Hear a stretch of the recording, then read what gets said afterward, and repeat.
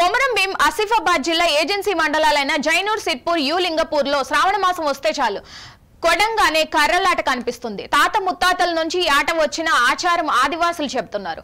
ఆదివాసులు శ్రావణ మాసం వెదురు బొంగుతో తయారు చేసిన కర్రల గుర్రాలను ఒక నేల అంతా ఒక పండుగ వాతావరణంగా జరుపుకుంటారు. ఈ కర్రల గుర్రాల్లో కేవలం మగవాళ్లే ఈ ఆటను ఆడతారు.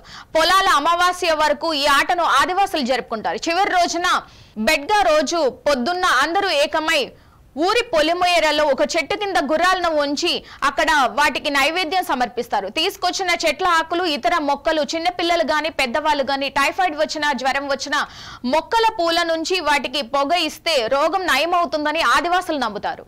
అవి గారెకలు, వడలు చేస్తారు మన సంప్రదాయంలో. అవి పూజిస్తాం, దానికి నివేదన పెడతాము, భోగాన్ని.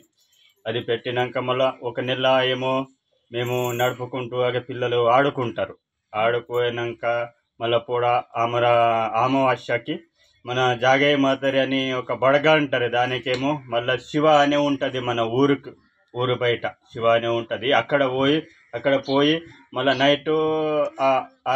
నైట్ ఈవినింగ్లో ఒక అన్నం, 2 వడలు తీసుకొని ఒక ఇది కట్టుకొని ఉంచుతారు. అవి తీసుకెళ్ళి మళ్ళీ అదే దానికి భోగాన్ని పెట్టి మళ్ళీ అందరూ కలిసి అక్కడ అవి కోటలు ఒక చెట్టు కింద పెట్టి అక్కడ ఉంచుకొని మళ్ళీ అందరూ కలిసి రోడ్లో మొత్తం ప్లేస్ ఉంటుంది, అక్కడ మొత్తం అందరు కలిసి ఆ అన్నం అందరూ కలిసి తింటాం. మళ్ళీ వచ్చేటప్పుడు ఏమో ఇక జడిబూతులు ఎవరికైనా ఆ రోజు మంచిగా ఉంటుందని ఒక వేరే ఇక రకరకాల నిమ్మకాయలు కానీ ఇంకా ఈ వేప చెట్టు పువ్వులు కానీ అవి తీసుకొని వచ్చి ఇంటికాడ పెడతాం. అవి పెట్టినాక కూడా మేము